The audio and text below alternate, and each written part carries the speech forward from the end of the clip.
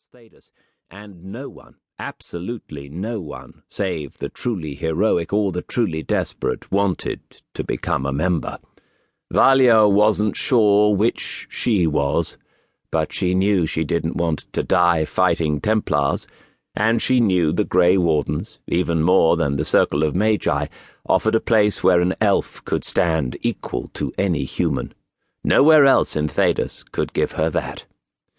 So she had packed her few belongings and announced that she would accompany Senior Enchanter Aelfus and a handful of other junior mages to Weishaupt, to become a Grey Warden or die trying.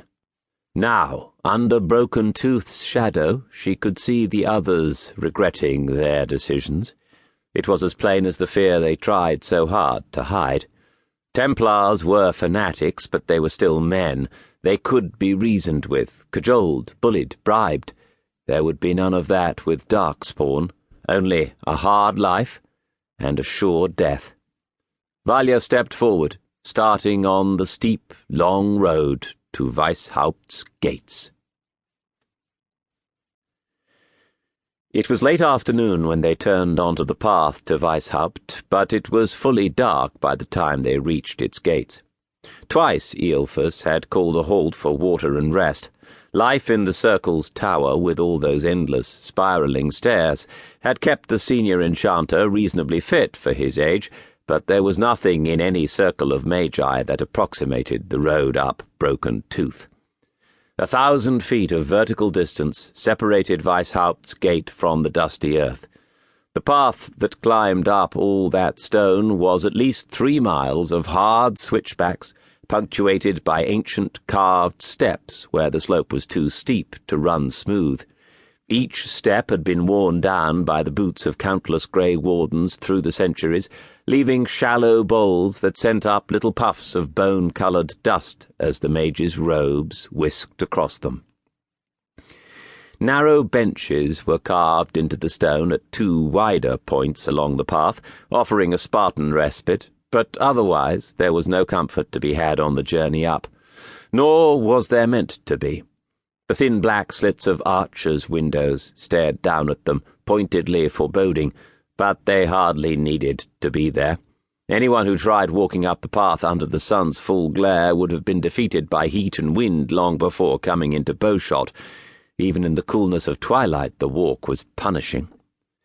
At last, just when Valya thought her legs were about to give out and send her plummeting mercifully down the mountainside, they reached the final stretch of stairs. Above them, the moon shone white in a cloudless sky. Below, the blasted land of the Anderfells stretched endlessly on in shades of grey and red. A smaller door, barely visible as a shadowed indentation in the massive wall, faced them. The senior enchanter rapped against it with the end of his staff, and after a moment it swung inward. A bluff-faced woman in a grey tunic and trousers stood inside. The sleeves of the tunic had been torn off, showing arms as muscular as a blacksmith's. An old injury had split her lip. It had healed with a flat white mark over her front teeth, and the teeth themselves were made of silver that glinted in the starlight. A spiked war hammer hung from a well-worn loop on her belt. "You'll be the Hossberg mages," she said. Valya couldn't place her accent. Ferelden, maybe. She hadn't met many Fereldens.